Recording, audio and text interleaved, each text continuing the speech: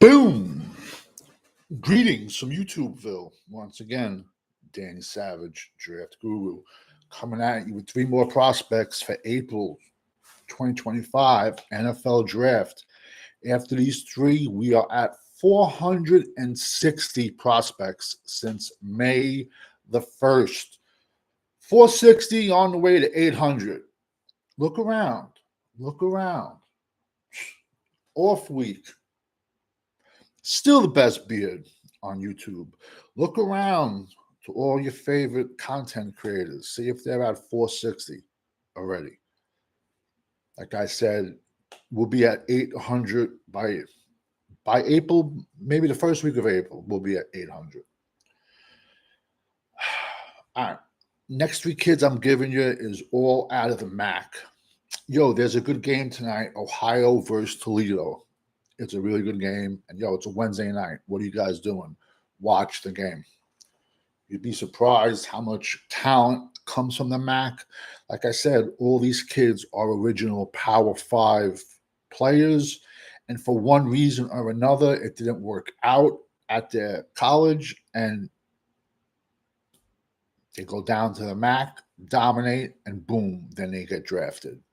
So like I said, you'd be surprised, everybody, how much talent comes out of that. And like I said, it's Wednesday night. Why wouldn't you watch some college football? All right, first is a kid. He's not getting any love, man. This kid is like a Swiss Army pocket knife. Carson Heidecker, Ohio. He's playing offensive tackle, but he's playing out of position. This kid is 6'3", 300. What was I saying earlier? All these kids in the MAC are original Power 5 dudes. So this kid he originally started out at Notre Dame. And listen, this kid at the next level, he's going to be a guard. I personally think he has center flex, but Ohio's just been playing him at offensive tackle out of need. Yet he, at 6'3", 300 pounds, he's not going to be an offensive tackle in the NFL. This is a kid that's going to be he's going to get invited to camp, see what happens, and hopefully if he can make the transition inside, and he has to get bigger, 6'3", 300, he has to get bigger for the next level, unless he can stick at center. But in my opinion, he is a guard at the next level, and he will get chucked inside. What does the NFL do with really good short left tackles that can pass block and play good? They all throw these kids to left guard. How many times have I been telling everybody since May that running back is the deepest position in this draft, and you can get a running back round 1, even though I wouldn't, unless you're picking at the end. Round 2, round 3, round 4, round 5, round 6, round 7.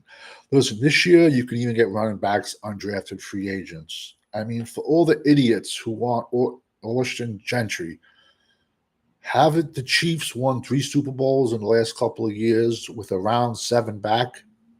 Isaiah Pacheco out of Rutgers. I mean, there's no need. Let me ask you a question. So we got Gibbs from Detroit Lions. He's blowing up, but the Detroit Lions built the offensive line first. And yet Gibbs is not even he's not a bell cow running back. He's a part-time running back. Is he blowing up? Absolutely. But he went 12 overall, and he's a rotational player. Bijan Robinson, look how early he went. Is he a full-time player? No. He's a rotational player. I wasn't the biggest fan of Bijan like everyone else was, because I did not see Bijan Robinson as a bell cow. I didn't see him as a north-south runner. I saw him more as an east-west type runner. And ask anybody who's drafted him in their fantasy football league so far. Ask him how Bijan Robinson is doing. I get it. Atlanta's not the greatest team, but what I'm trying to say is if you get picked that high, where's the reward? There's no need to go running back that early, people. Let's be honest. These teams are not going to give these running backs a second contract. They're not. Name me one running back second contract that has worked out for the team. It hasn't. That's why a good NFL team will draft running backs every single draft. This kid is a monster. Anthony Truss, Ohio. He's a Northwestern transfer. This kid's a running back. Big ass goal line back. This kid is 6'1", 240. 138 carries, 726 yards, and 7 TDs on the year. Listen, in a perfect world, I want a giant 6'1", 6'2", 250-pound power back. I want a 5'9", 5'10", 200-pound speedster that's going to get the ball, boom, take off one cut. Then I also just need a scat back to come out of the backfield and catch passes. That's the perfect world. But that's what I want out of my running back room. And very rarely in the NFL and very rarely in the draft are you going to get one running back that can fit all three of those that I just gave you. This kid, like I said, playing Ohio, he's out of the MAC. And ironically, he's going to be playing tonight, man. So 2 of the kids I just gave you are playing tonight.